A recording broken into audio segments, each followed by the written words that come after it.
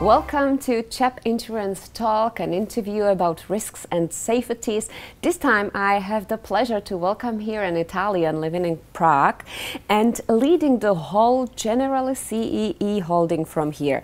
Luciano Cirinà, regional CEO for Austria, CEE and Russia, and member of Group Management Committee at Generali. Pleasure to welcome you here. My pleasure. Thanks for the invitation. We are very pleased that you accepted, and for me it's very nice to have a person who 32 years works for one company, a 190 years old company, and he leads the business of how many? 13 countries from Prague. How is it? Well, why Prague? Let's start from that. I think it is fundamental when you do a business to be at the heart of it. So to be, and the original core of our area is Central Eastern Europe. Austria arrived later, Russia arrived later. So thanks to the joint venture with the PPF group in 2008, we established the holding here, and nobody ever thought to move it because we are there. We have the pulse of the situation. We are a local player in all of the places. We are not a multinational company coming somewhere. We want, as a philosophy, to be locals, and that's why Prague. I can imagine it's a good spot because not only you, but also Franz Kafka worked for Generali in Prague, what I found out. It's true. He used to work in the accident department of Generali. He was already active as a writer in that time. And we keep some papers of his in our historic museum in Trieste, which, by the way, at that time was Austrian-Hungarian, like Prague, like Vienna, so it was one family. And still, we can say it's one family when it comes to the Lion of Trieste. But tell me how the Austrians take it that you are not seated with your headquarters there in Vienna. Because usually the financial institutions, I must say, they choose Vienna, they prefer it to Prague. Well, I have a special relationship to Vienna, oh, you've worked there, both professionally and privately. I mean, professionally at the 2 rounds in Vienna, 9 years I was head of the commercial and corporate business, but already responsible for Austria and Central Eastern Europe. So I've been coming to Prague since '96 regularly, and to all other countries in the region. And then I was CEO of Austria for 7 years. And privately, my children were born in Vienna. But I think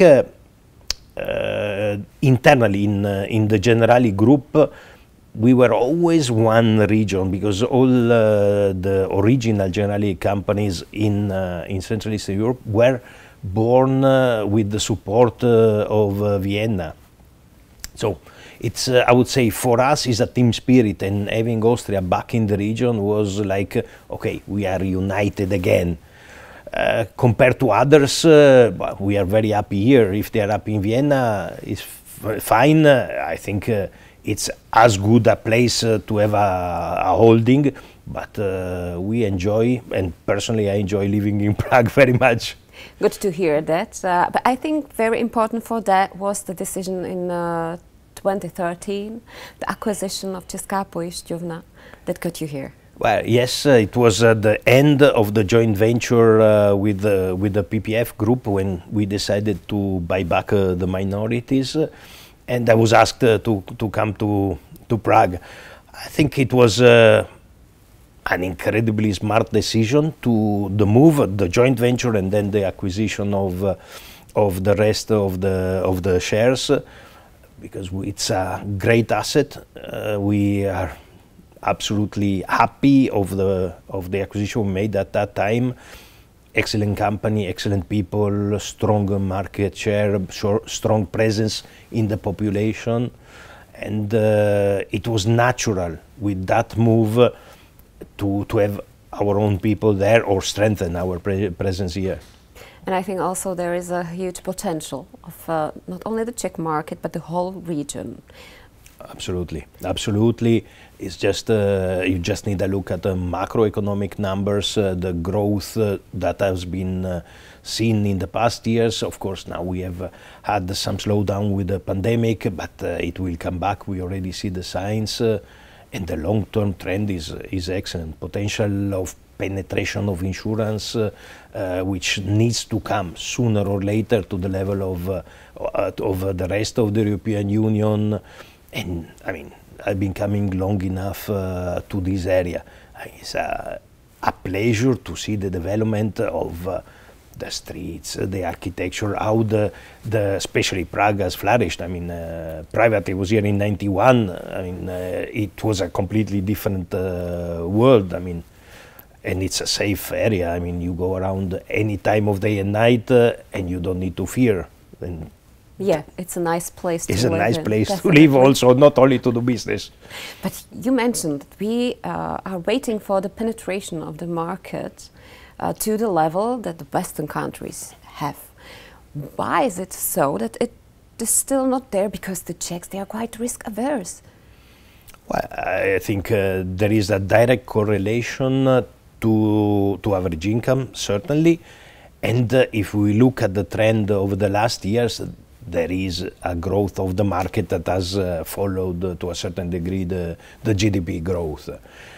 On some lines of business like life or savings or the pension fund, the big hype comes not only with the wealth, but also when you have a combination of wealth availability and usually fiscal incentives, which we had, for instance, with the pension fund in pension companies in the past.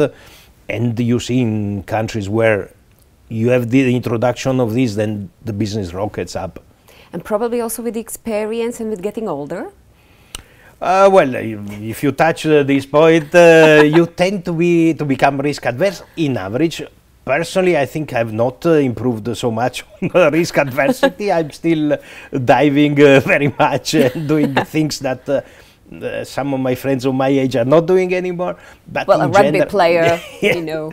But in general, risk aversion goes hand in hand, of course, with insurance products.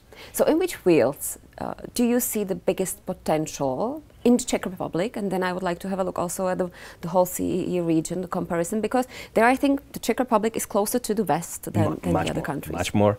I think also the mentality is a Western, more Western European mentality. I think historically you can find the links to Austria, to Germany. So on the behavior is much more similar, even more similar to Western Europe than the Poles, for instance. Certainly in the future we see a development. It will take time because it's linked also to the system, but health insurance is overall a long-term issue that will come one day. It depends, of course, what the governments do. On the rest, I think the penetration in Czech Republic is strong. It's a country which historically has a culture of insurance. It's not anything new, but do you have any numbers? How it is compared, for example, in Poland, as you mentioned? Well, Poland, just to give you one number, which for me is shocking. I mean, Poland is one of the growth engines of Europe. If you look at the GDP growth, was one of the few countries in the whole world that continued growing during the Lehman Brothers crisis. Last year, everybody was with minus something, and most of the others double digits. And Poles were a black zero. I mean, so incredible performance of the economy, but is a figure of some 4 years ago. But given the number has not changed dramatically or almost at all till now. 1/4 of the small and medium enterprises of Poland is insured at all. If you take away, of course, the compulsory more, it's unbelievable. I mean, so it has an incredible potential going forward. But there, the mentality is completely different to, let's say, the traditional Middle European way of seeing life. Well, they like risk. Indeed. Well, they are daring. Also in their history, I mean, the cavalry charges of the Poles are historic. They take courage in their hand for what they believe, and they are not risk adverse, definitely. How it is in the Czech Republic then with this number when it comes to the industry and the small and medium-sized companies? It's very similar to Austria. You have a full, every company is full insured, maybe not to the full potential, only the basics, but you have a full penetration. How the Russia comes then into place? What's the difference there? Well, Russia, we are not active directly in Russia. We have a minority shareholding in Ingastrach, which we inherited through the sort of joint venture. There is a completely different world because you have, I think, at least 2 Russias. If no more. Well, it's a huge country. Yes, but you have Moscow and St. Petersburg. Mm-hmm. We are not at the same level Western Europe, but with similar patterns. Then you have the bigger cities where you have a bit more of insurance penetration, and then you have the rest where, apart from compulsory insurance, sometimes you don't even have full penetration of compulsory insurance. You are really far away from any European numbers. So it's Russia is not Russia from a business, not one Russia from a business perspective, and you see that most of the companies concentrate their business either willingly or de facto in Moscow and St. Petersburg. But companies, since they have a lot of big companies, so it's strongly on bigger size of industry, tend to be fully insured, also because there are many also foreign investments or contact with foreign companies. The smaller ones are, let's say, more close to Poland, and the retail, the normal citizen, only the small part which is more affluent then tends to insure, and even there it's also about the wealth that you mentioned. Yes, is a wealth and also a risk aversion. I mean, Russians, in my experience, tend to be more fatalistic. You know, they say, okay, I don't need to insure. If it happens, it happens, as a general way of thinking. You see also the numbers of people who said, I don't need to take the vaccine, even though it was fully, easily available everywhere. How the pandemic changed our perception of risk and insurance? I think let's look at it at different levels. Let's try to, I would say, risk, definitely, I think it was a bit of a fear, shock, worry according to different people, but definitely I say we because we are all involved, we saw that something unknown could change our life, and if we had friends or relatives impacted personally by this, by the virus, then it was to see that it is tangible and not only hearsay. Not only media. Not only media. Knowledge, but yeah, the personal.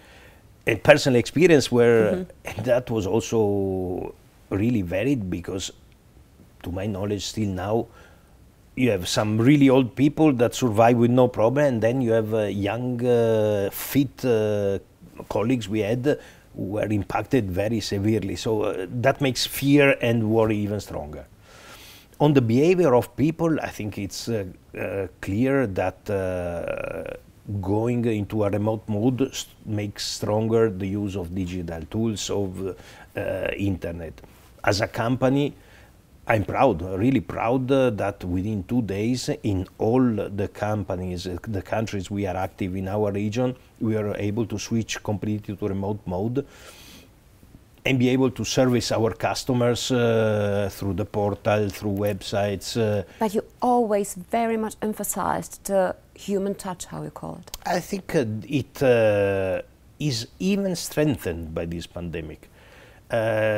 You need the human touch, especially when you take important decision or relevant decision like protect yourself. I mean, of course, if you buy a very, let's say, simple product, you can do it, click, click. I mean, you don't.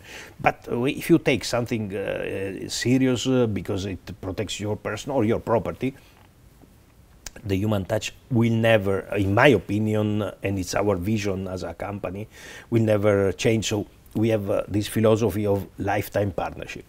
What changes is, of course, I cannot be, if you were my client, with you all the time personally, because the circumstances change. So the new world is to combine the personal touch with the new situation. So to be together with digital, sort of Zoom or whatever, to give you access to a portal where you can do the simplest thing yourself, or together we can do things that I support, we support you in case of a claim digitally, so that with your iPhone you can take a picture or a video of the claim and we can intervene or even settle the claim remotely. So it's a new way of working, but the client is the center, and the relationship, the personal relationship to the client through new ways is the key in my view for success. And will this change probably the way you offer products? Will it be more like, we now speak about everything as a service. So will it be insurance as a service instead of product? Absolutely. We already have it, and it will be even stronger. I say you, just as an example. If you have something to take care of, you don't want only the small policy. I take care of these perils. If something happens, I pay you, but the rest is up to you. I need to give you a solution where, for instance, just in an example of roadside assistant, you don't just, if you have a problem with the car, you don't only have the payment, but you have somebody you call and somebody comes and helps you, gives you a substitute car and these sort of things.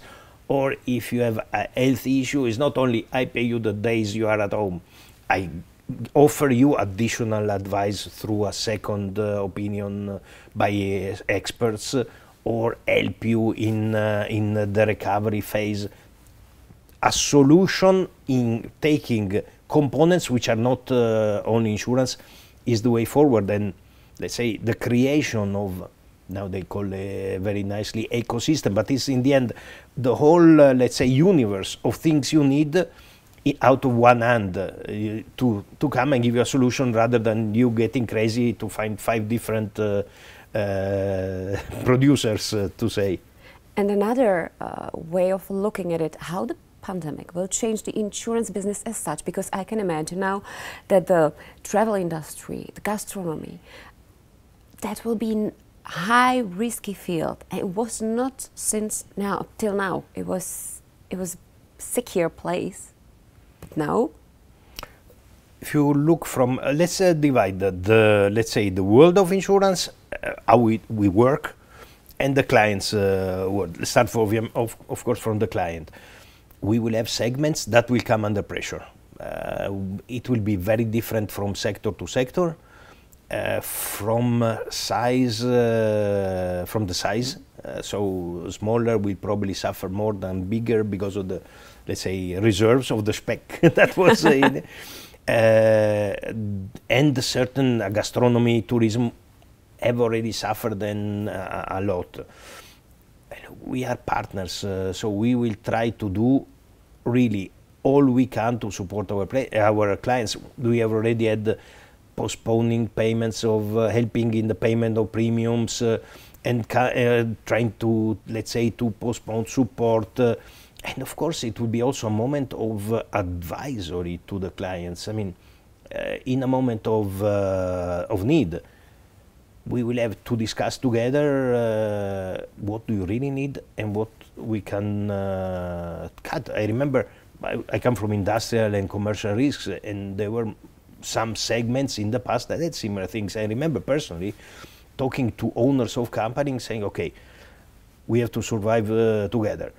These and these, when the situation is better, we will discuss. Now concentrate on the core that you really need for the worst case.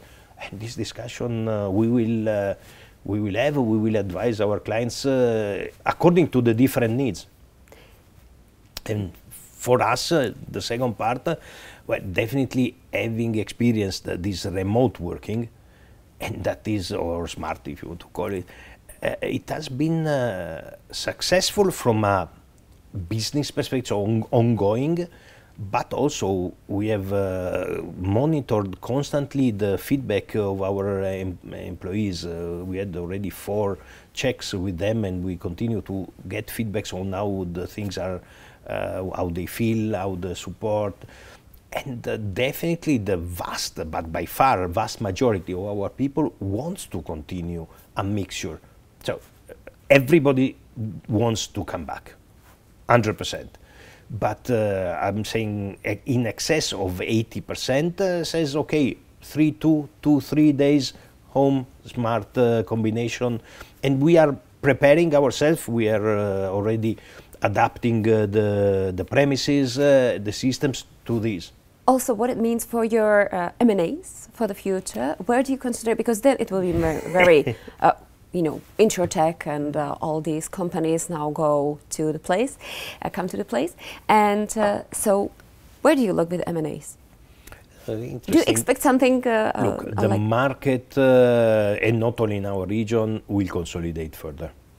It is a combination of the economic situation at large. It is a combination of upcoming IFRS 17 regulations, where the costs to implement the new rules are probably extremely high for smaller companies. So these will continue. Definitely, if you take the classic part, we are looking certainly for opportunities in the area, especially where we are not so strong on the market, of course. And primarily on the non-life side is a stronger appetite. Definitely asset management is a subject where we combine, we fundamentally look at insurance and asset management, so also in that field we will look if there are opportunities. The issue of InsurTech and FinTechs is very interesting. I think it is definitely worth having a look at. It is worth also understanding if it's better to make an alliance, a really strong alliance, or to buy, because honestly, big corporations are not the best shareholder of quick, agile companies. And if you do take the decision to buy something, you have to really think twice, how am I gonna run? Because if you have a feeling, you have to run and take decision. You cannot have 5 levels of approvals or thing. You have to make sure that the strength of these companies, especially the flexibility, the flexibility is kept. Otherwise, you kill the potential. You change sort of Silicon Valley into a ministry. So, thank you very much for the interview. I hope to have a chance to talk after another more changes in the field. That was Luciano Cirinà. And if you want to listen to more of our interviews, the Czech Insurance Talk is there for you, either at the YouTube channel of Czech Insurance Association, or you can find it at your favorite podcast platform. Thank you.